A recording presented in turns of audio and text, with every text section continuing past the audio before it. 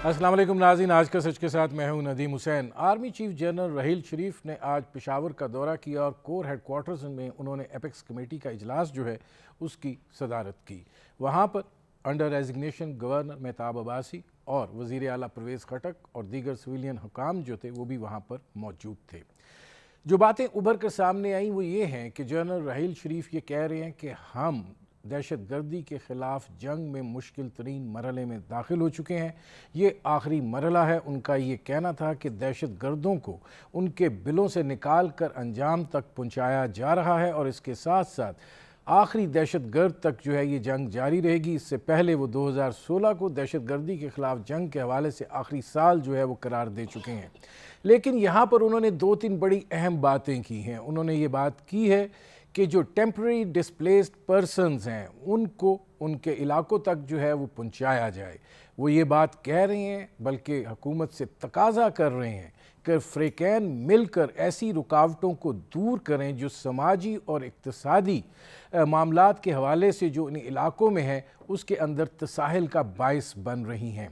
वो ये भी कह रहे हैं कि वहाँ पर इंतज़ामी ढांचा जो है उसको इस्तवार किया जाए और उसके लिए जो सिविलियन हुकूमत के फ़राइज़ हैं उनको तकमील तक पहुँचाया जाए ताकि ये लोग जो हैं बाइज़्ज़त तौर पर अपने घरों को जा सकें और अपनी ज़िंदगी का असर नौ जो है वो आगाज़ कर सकें। उन्होंने इस अज़्म का भी इजहार किया कि इन लोगों को जो है वो तनहा नहीं छोड़ा जाएगा और फ़ौज इस बात को यकीनी बनाएगी कि वो वहाँ पर पुरअमन ज़िंदगी गुजार सकें और इसके लिए उनकी मुशावरत के साथ ऐसा अमल तरतीब दिया जाएगा कि दोबारा दहशत गर्द जो हैं वहाँ पर अपने कदम जो हैं वो ना जमा सकें। इससे जो चीज़ उभर कर सामने आती है यकीनन फाटा जो है वो फ्रंट लाइन रहा है इस ज़रबे अज़्म में। उसने बहुत नुकसान उठाया है, बहुत कुर्बानी दी है। पाकिस्तान के अंदर दहशत गर्दी के हवाले से उन्होंने हमारी लड़ाई लड़ी है और आज जबकि वहाँ पर सूरत हाल बेहतर हो रही है तो फिर एक मरतबा मुड़ कर पीछे देखा जा रहा है तो सिविलियन ढांचे की कोताहियाँ, तसाहिल और तेज़ रफ्तारी के साथ अमल जो है वो दिखाई नहीं दे रहा है और ये वो चीज़ें हैं जिसकी जानिब वो इशारा कर रहे हैं। फाटा का अपना सिलसिला भी एक सवालिया निशान बना हुआ है कि उसको अगर कौमी धारे में शामिल करना है तो उसको किस तरीके से जो है शामिल किया जाए, क्योंकि कौमी धारे में अब शामिल किए बगैर वहाँ पर जो रिट ऑफ द गवर्नमेंट कायम की गई है उसको बरकरार रखना जो है वो सबसे मुश्किल मरला है। अमेरिका भी इस बात को तस्लीम कर रहा है कि जनरल रहील जो हैं वो दलेर अफसर हैं और उनकी वजह से दहशतगर्द भाग कर अफ़गानिस्तान आगे हैं। लेकिन अगर वो वहाँ पर मौजूद हैं और वहाँ पर उनका सद्देबाब नहीं होता है तो उनका पलट कर आने का रास्ता जो है वो यकीनन अपनी जगह के ऊपर रहेगा। ये वो सवालात हैं जिन कोशिश करेंगे अपने इस प्रोग्राम में उनके जवाबात हासिल कर सकें। आपका अपने मेहमानों से तारुफ करवाते हैं। हमारे साथ मौजूद हैं lieutenant general retired Abdul Qayyum साहब, सेनेटर हैं मुस्लिम लीग नवाज़ के। उनके साथ तशरीफ़ रखते हैं सेनेटर अफरासियाब खटक साहब, सीनियर रहनुमा हैं अवामी नेशनल पार्टी के। उनके साथ तशरीफ़ रखते हैं अयाज़ वज़ीर साहब, साबिक सफारतकार हैं और फाटा के मामलात के हवाले से उनको एक अथॉरिटी समझा जाता है। जनरल क़य्यूम साहब, आज आर्मी चीफ ने जो बात की है उसने एक दफ़ा फिर सवात की सूरत हाल याद करा दी है कि ऑपरेशन हुआ, पीछे मुड़कर देखा इंतज़ामी ढांचे की वो सपोर्ट अपनी जगह पर मौजूद नहीं थी। आज भी वो इस चीज़ की तंबीह कर रहे हैं कि रुकावटों को दूर कीजिए, फ़रीक़ैन जो हैं वो अपना किरदार अदा करें। जब वो फ़रीक़ैन की बात करते हैं तो इससे मुराद वफाकी और सूबाई हुकूमत है। या देखें, बिस्मिल्लाहिर्रहमानिर्रहीम, जो रहील शरीफ साहब बात कर रहे हैं कि इंतहाई अहमियत की हामिल है और वो बिल्कुल ठीक कहते हैं कि अभी बड़ी क्रूशल फेज़ में हमारा ये ऑपरेशन दाखिल हुआ है और जो मुश्किल तरीन काम था कि उन एरियाज़ को, वहाँ जो मुख्तलिफ नेस्ट्स थे टेररिस्ट के, उनको क्लियर करना, शवाल की वैली को क्लियर करना, नॉर्थ वज़ीरिस्तान के अंदर तो हमारी 70 साल तारीख़ तो क्या अंग्रेज़ भी वहाँ जाके तो अपनी वो रिट नहीं कर सके। तो ये एक ऐसी कारनामा है जिसका क्रेडिट अफवाज पाकिस्तान और हमारी इंटेलिजेंस एजेंसी, सूबे का जो तावन, हुकूमत का मरकज़ का तावन, इसके साथ हुआ। तो अभी ऑब्वियसली मेन चीज़ जो है वो एक तो बॉर्डर की मैनेजमेंट की है ताकि वो लोग वापस ना आएँ। नंबर 2 जो उन्होंने बात की कि इंटरनली जो डिस्प्लेस्ड पर्सनस हैं उनको वहाँ, तीसरा फाटा की रिफॉर्म्स की बात है اور چوتھی بات جو ہے وہ ڈیولپمنٹ کی ہے، جس کے اوپر 214 پروجیکٹس کے اوپر آرم فورسز والے، ان کو وہ کہتے ہیں کوئک امپیکٹ پروجیکٹس، اور ان کے اوپر کام ہو رہا ہے، جس کے اندر 53 تو صرف ایجوکیشنل انسٹیٹیوشنز ہیں، سکولز ہیں، واٹر پوائنٹس ہیں، 700 کلومیٹر تقریباً روڈ نیٹ ورک ہے، جس میں بہت کچھ ہو چکا ہے، بہت کچھ ہونا ہے۔ بٹ جنرل ریل کی یہ بات بالکل ٹھیک ہے کہ ابھی میچنگ رسپانس چاہیے سول ایڈمنسٹریشن کی طرف سے، اور اس کے اوپر میں آپ کو یہ بتانا چاہتا ہوں کہ سینٹ کے اندر بھی اور نیشنل اسمبلی کے اندر بھی ایک تو اس کے اوپر تقریباً ابھی چیزیں فائنلائز ہو رہی ہیں کہ آپ کا فوٹا کی سٹیٹس کے اوپر فیصلہ کیا جائے، اور ہمیں آگے ایک سٹیپ لینا چاہیے۔ یہ ایک بڑا تاریخی فیصلہ ہوگا جو فاٹا کے لوگوں کی مرضی کے مطابق ہوگا۔ میں اس طرف آتا ہوں، لیکن اس سے پہلے کہ یہ جو صورتحال ہے، افراسیاب خٹک صاحب، میچنگ رسپانس چاہیے۔ اب جو وہاں پہ ٹیمپرری ڈسپلیسڈ پرسنز ہیں، ان کی جو صورتحال ہے وہ آپ کے سامنے ہے کہ وہ کس قدر ایک دگرگوں زندگی سے گزر رہے ہیں۔ وہ علاقہ میدان جنگ بنا، وہاں پہ اپنی اب ضروریات ہیں اور وہ ضروریات تیزی کے ساتھ چاہیے۔ وہ سنجیدگی وفاقی سطح پر آپ کو دکھائی دیتی ہے کہ میچنگ رسپانس، یہ دوسری دفعہ بات کی ہے آرمی چیف نے۔ جی، گزارش ہے کہ پہلے تو میں آپ کا بھی شکریہ ادا کرتا ہوں کہ آپ نے ہمیں موقع دیا ہے اسے موضوع پہ بات کرنے کا۔ مجھے خوشی ہے کہ یہ میٹنگ پشاور میں ہوئی ہے، کیونکہ اکثر ہم اسلام آباد اینڈ آف ٹیلیسکوپ سے چیزوں کو دیکھتے ہیں، ذرا پشاور اینڈ آف ٹیلیسکوپ سے بھی دیکھنا چاہیے۔ وہ اس لیے میں عرض کر رہا ہوں کہ میرے خیال میں گزشتہ 30-40 سال میں یہ جو جنگ ہوئی ہے افغانستان میں، اور اس کے بعد یہاں پہ آئی ہے دہشت گردی کی جنگ، اس نے پشتونوں کو بڑے پیمانے پہ ڈسلوکیٹ کیا ہے۔ اتنے بڑے پیمانے پہ کیا ہے کہ میں آپ کو بتا سکتا ہوں کہ تاریخ کے طالب علم کے طور پہ کہ یہ بابر اور الغ بیگ کے زمانے میں ڈسلوکیشن جو ہوئی تھی، محمد زئی، یوسف زئی جو افغانستان سے ادھر پشاور ویلی کی طرف دھکیلے گئے تھے، اس سے بھی بڑے پیمانے پہ ڈسلوکیشن ہوئی ہے۔ ملینوں غلجیز جو ہیں، جو ایسٹ اور ساؤتھ افغانستان میں رہتے تھے، وہ ڈیورنڈ لائن کے اس طرف آ گئے ہیں، اور یہاں سے جو بھی ڈسلوکیشن ہوئی ہے، لوگ پنجاب اور سندھ کی طرف گئے ہیں اور ملک میں بھی گئے ہیں۔ تو پہلی بات یہ ہے کہ یہ ٹیمپرری وہ بھی نہیں ہے جی، اس کے نیچے دبانے کی کوشش نہیں کرنی چاہیے۔ یہ انٹرنلی ڈسپلیس پشتونز ہیں، آئی ڈی پیز بھی مانیے، کیونکہ یہ 100% پشتون ہیں۔ تو پہلی بات یہ ہے کہ بڑی ڈسلوکیشن ہوئی ہے اور اس کو جائزہ لینا بہت ضروری ہے۔ اور دوسری بات یہ ہے کہ دہشت گردی کو ختم کرنے کے لیے وہ جو یعنی اس کی بنیادیں ہیں، جو ریاست کی پالیسی میں جھول تھی، اس کو دور کرنا چاہیے۔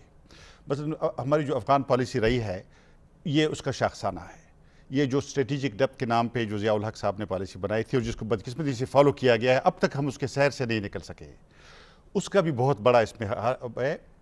مثلا یہ کہا جائے کہ بارڈر مینجمنٹ، سوال یہ ہے کہ بارڈرز مینجمنٹ سے زیادہ بارڈرز کو ملیٹنٹس کے حوالے نہیں کرنا چاہیے، جو ہم کرتے رہے ہیں گزشتہ کئی سال سے، اور ابھی افغانوں نے بھی شروع کیا ہے بدقسمتی سے، نورستان اور کنار میں کچھ جو ہمارے ٹی ٹی پی کے لوگ بھاگ کے وہاں گئے تھے۔ تو یہ ایک دو صوبے اور ان کے متاثر ہوئے ہیں جہاں پر داعش بھی اب ابھرنے لگے ہیں۔ تو ضرورت اس بات کی ہے کہ دونوں طرف سٹیٹ جو ہے وہ بارڈر کا کنٹرول سنبھال لے اور نان سٹیٹ ایکٹرز کو اجازت نہ دے، اور ہمارے لیے بہت ضروری ہے کہ افغانستان کو طالبانائز کرنے کی کوشش نہ کریں۔ ایاز وزیر صاحب، جو بات کی افراسیاب خٹک صاحب نے کہ بارڈر مینجمنٹ سے زیادہ ضروری یہ ہے کہ دونوں طرف اس بات کو یقینی بنایا جائے کہ نان سٹیٹ ایکٹرز جو ہیں ان کے حوالے بارڈر جو ہے وہ نہ ہو۔ اب یہ کیسے ممکن ہے؟ ہماری طرف سے تو ایک بڑے پیمانے پر کوشش ہوئی ہے، لیکن اب دوسری طرف جو حالات اور واقعات ہیں، اگر اس کو آپ مد نظر رکھیں تو پھر کیسے یہ ممکن ہوگا؟ کیونکہ بات امن کی ہے۔ دیکھیں، ہماری مصیبت یہ جو میں سمجھتا ہوں کہ ہم تاریخ سے سبق نہیں سیکھتے۔ ہم نے یہ 30-40 سالہ افغانستان کے جنگ سے کیا پایا، کیا کھویا، اس کی ایک اسیسمنٹ ہونی چاہیے تھی کہ جنرل ضیاء الحق نے ہمیں خدا واسطے جھونکا اس جنگ میں یہ ہماری جنگ نہیں تھی، جھونکا گیا اپنی سروائیول کے لیے، صرف اپنی ذات کو بچانے کے لیے، کیونکہ اس وقت کے ایک سویلین حکومت کو اس نے گرایا تھا، کوئی اس سے بات نہیں کر رہا تھا۔ لمبی کہانی ہو جائے گی، اس کو چھوڑتے تھے۔ اس کے بعد مشرف صاحب کا دور تھے، مشرف صاحب نے اس کے الٹ بیان دے دیا کہ ہم فرنٹ لائن الائے ہیں۔ اس کا مقصد کیا ہے کہ ہم آپ کے ساتھ، آپ سے زیادہ مضبوطی کے ساتھ اس جنگ کے خلاف کڑے ہیں۔ تو اگر کڑے ہیں تو دو باتیں ہیں، یا تو اس جنگ کو اسی طرح کرو جیسے تم نے کہا ہے، یا پھر شامل نہ ہو جاؤ۔ آپ نے الائی کا بھی کہہ دیا، کرتے بھی نہیں ہو، دونوں طرف ڈنڈی مارتے ہو۔ اس سے دونوں کے ڈکٹیٹروں کے زمانے کا نقصان کس کو ہوا؟ پاکستان کو ہوا۔ فاٹا کوزیا اولک کے زمانے میں پورا ایک ایمونیشن ڈپو بنایا گیا تھا، میرے گھر کے قریب اتنے بڑے بڑے گھر بنائے تھے ایمونیشن رکھنے کے لیے، یہ لانچنگ پیڈ تھا پورا فاٹا، 7 ٹرائبل ایجنسیاں، یہاں سے اسلحہ بھی جاتا تھا، دنیا جہان کے جتنے لوگ یہاں آنا چاہتے تھے افغانستان میں جنگ لڑنے وہ آتے تھے۔ وہ فیز چلا گیا، مشرف کے فیز میں پھر نہ ہم نے اس کو مارا نہ روکا۔ ہمیں کیا ملا؟ یہ اتنی تمہید باندھنے کا مقصد یہ تھا کہ اگر ہم نے اس کی اسیسمنٹ کی ہوتی پاکستان کو کیا دیا۔ مشرف صاحب، ضیاء الحق صاحب نے ہمیں کلاشنکوف کلچر دے دیا، مشرف صاحب نے ہمیں ڈرون اور سوئسائڈ بامبر دے دی، اس کے علاوہ کچھ نہیں تھا، دونوں نے اپنے مقصد کے لیے کیا تھا۔ یہ لمبی کہانی، اس کو چھوڑ دیتے ہیں، ابھی آ جاتے ہیں جو ابھی ہو رہا ہے۔ میں جو بھی آدمی اس کرسی پہ بیٹھا ہو جس پہ جنرل راحیل صاحب بیٹھا ہے یا نواز شریف صاحب جہاں بیٹھے ہیں، یہ دونوں بڑی اہم کرسیاں ہیں۔ ان کرسیوں کے مالکان پاکستان کی اس پالیسی کا تجزیہ کر لے کہ ہم نے افغانستان کے جنگ سے کیا ملک کے لیے پایا، کیا کھویا۔ اگر پایا نہیں ہے تو پھر اب اس پالیسی کو ری کنسیڈر کر لے، ری اسیس کر لے، ایکسپرٹس کو بٹھا دے، وہ آپ کو تجزیہ دے دیں گے کہ آپ یہ کریں یا نہ کریں، اس پہ عمل کرے۔ افغانستان آپ کی جولی میں پکے پھل کی طرح خود بخود گر جائے گا، آپ کو اس کے لیے لڑنے کی ضرورت نہیں ہے۔ لیکن پٹھانوں کی ایک سخت بری بات ہے، بری عادت ہے، اگر آپ نے اس کو بندوق کے نوک پہ کہا کہ ادھر جاؤ، وہ کبھی نہیں جائے گا، مر جائے گا، نہیں مانے گا۔ پیار سے، ہمارے ہاں کہاوت ہے کہ اگر پیار سے کہو تو وہ دوزخ میں بھی کودنے کو تیار ہے، بندوق کے نالی پہ جنت بھی آپ کے منہ پہ نہیں جاتا۔ اب جن صاحب یہ فرمائیے گا کہ یہ ٹھیک ہے کہ یہ سارا ایک انالیسس جو ہونا تھا وہ ہوا، لیکن اب دو چیزوں کو انہوں نے بڑی اہمیت دی ہے۔ ایک چیز یہ ہے کہ فریقین جو ہیں وہ توجہ دیں۔ اب جو اتنی چیزیں آپ نے گنوائی ہیں یہ ساری فوج کر رہی ہے، اپنے وسائل سے کر رہی ہے۔ اب وہاں پہ سول ڈھانچے کو بھی کھڑا کرنا ہے، سماجی ڈھانچہ بھی اٹھانا ہے، اس کے ساتھ ساتھ اقتصادی ڈھانچہ بھی اٹھانا ہے۔ وہاں پر پھر اور فاٹا جو ہے وہ براہ راست جناب صدر صاحب کے کنٹرول میں ہے، تو صدر صاحب تو میرا مطلب ہے، لیکن کیسے اس کو دیکھیں ابھی اس ایشو کے دو آسپیکٹ ہیں۔ ایک تو ایکسٹرنل ہے جس کا مطلب یہ ہے کہ پاکستان ویزاوی افغانستان آپ کی پالیسی کے خد و خال کیا ہیں، اور ایک انٹرنل ہے جس کے اندر ہم نے اپنے ہاؤس کو جو کچھ ابھی تک ہم نے کیا ہے کنسالیڈیٹ کرنا ہے، اس کو پہلے کمپریہینڈ کرنا ہے کہ آن گراؤنڈ ریالٹیز ہیں کیا، اور ان کو کرنے کے بعد پھر آپ نے اپنی رسپانس دینی کرنا کیا چاہیے۔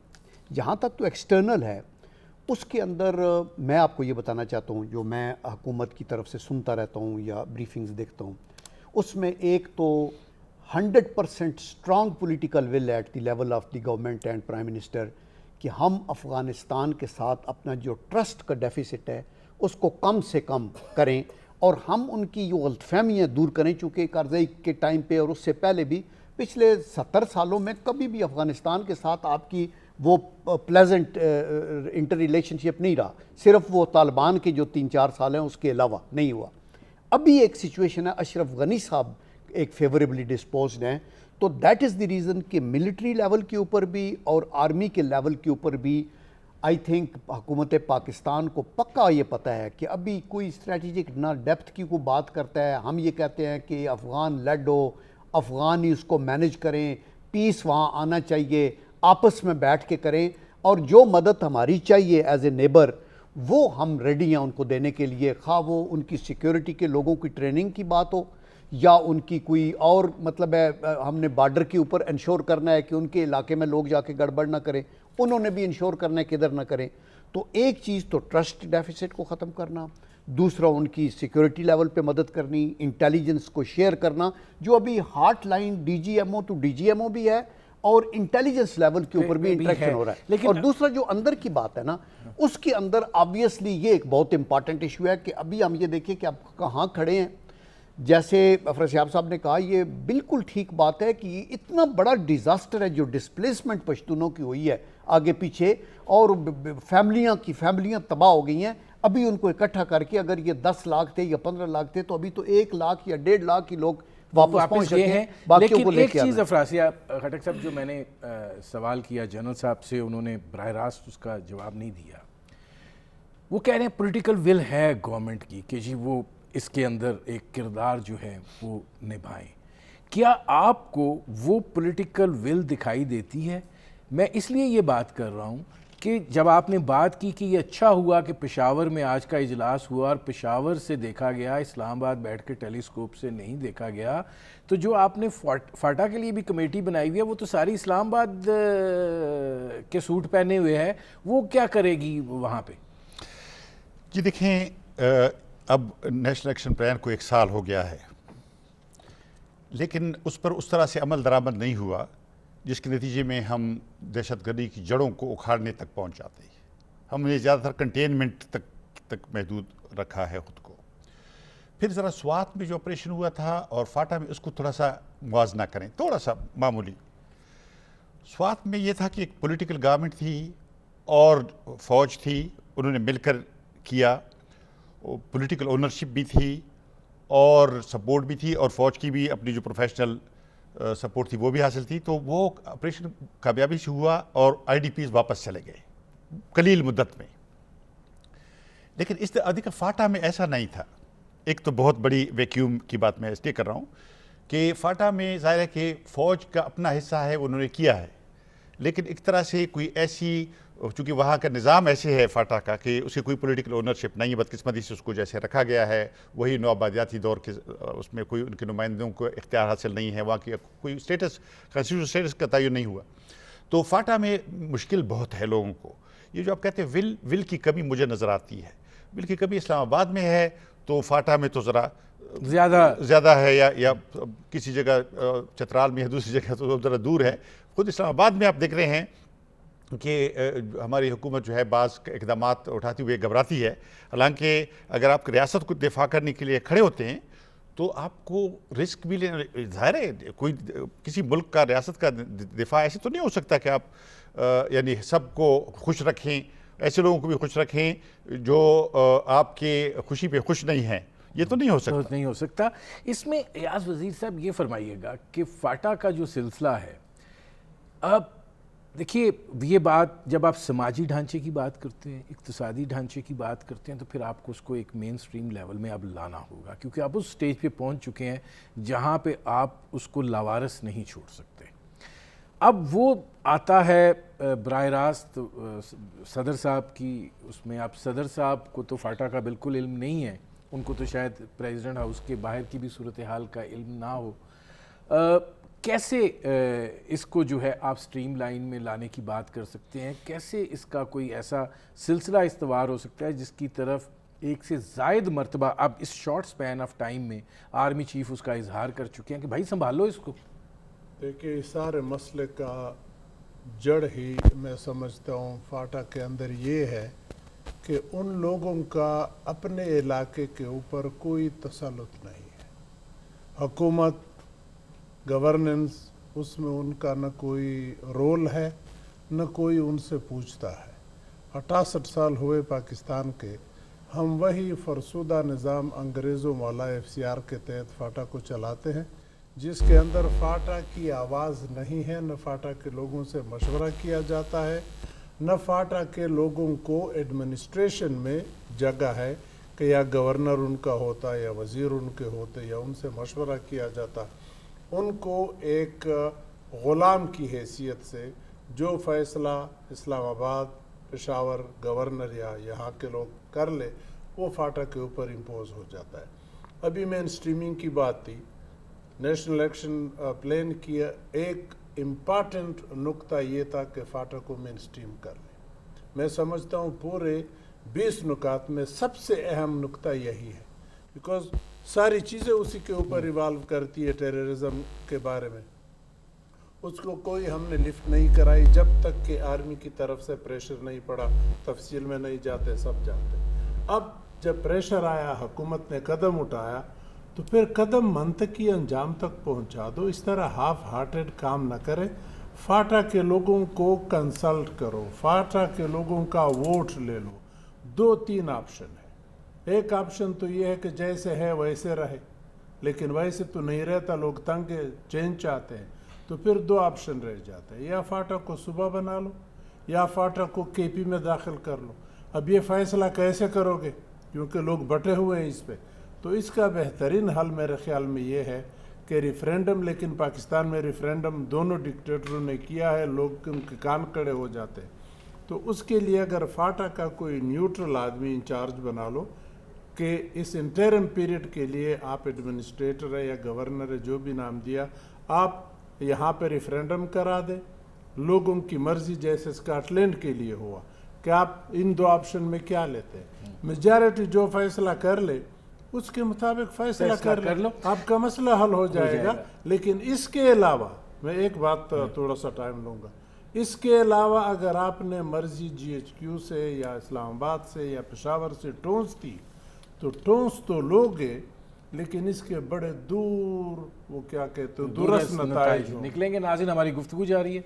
एक मुख्तसर से कमर्शियल ब्रेक का वक्त हुआ है, मिलते हैं इस वक्त के बाद।